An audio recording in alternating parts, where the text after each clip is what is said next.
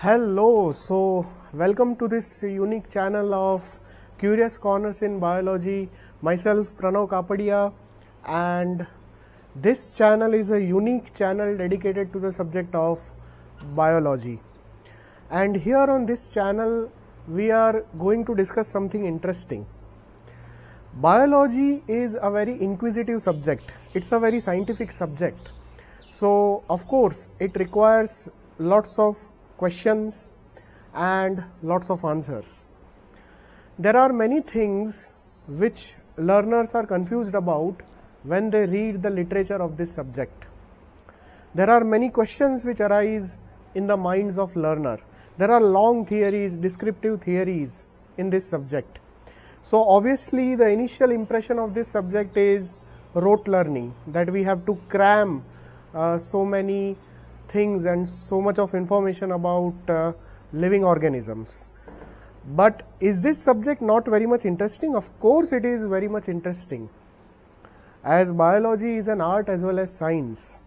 Once the conceptual understanding of this subject is understood, then this subject of course becomes a beauty.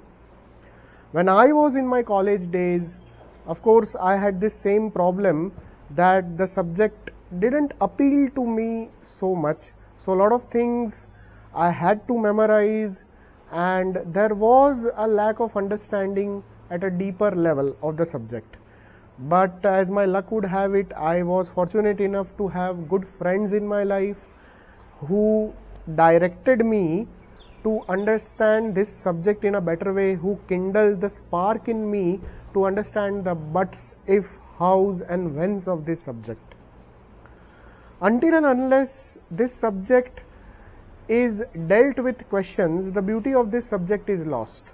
So this channel is not for discussing any theories of biology, any theories of botany, zoology or microbiology, but the questions which arise from these theories. So of course it would be very good if someone has a knowledge of elementary biology.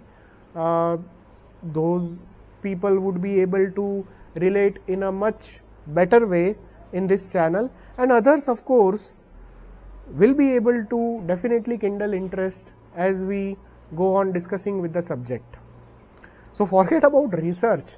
We are just diving into the questions which are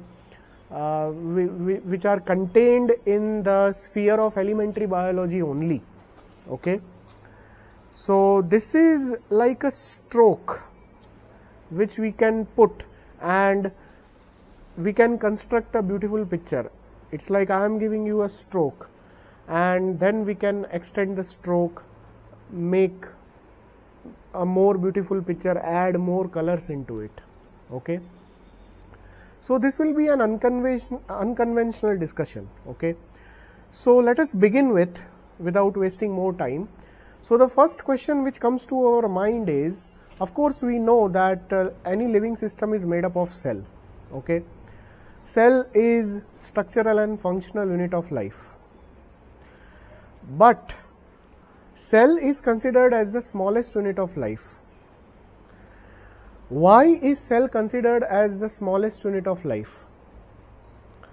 Why not anything else except cell is considered as the smallest unit of life? Because cell is made up of components. Cell is made up of cell organelles. Cell is made up of atoms, molecules, quarks. Why not these structures be considered as the smallest unit of life? So it's a very intriguing question. The answer to this is that if we remove the components of the cell, they will not be able to exist independently, meaning to say they will be degraded sooner or later by enzymes. Only cell as the smallest machinery is able to hold itself together, is able to exist independently. So that is why we need minimal system at the level of cell to be considered as the smallest unit of life. So such questions at elementary biology level we are going to discuss, and yes, this channel is based on a book which I have written, that is Curious Corners in Biology. This is available on Amazon. If you want to know more about such interesting content, such intriguing questions, you may definitely buy the book. The links are below in the description. And if you like such content, please subscribe to the channel by hitting the bell notification. Otherwise, we are going to see you soon by discussing such questions. Thank you very much. See you. Bye.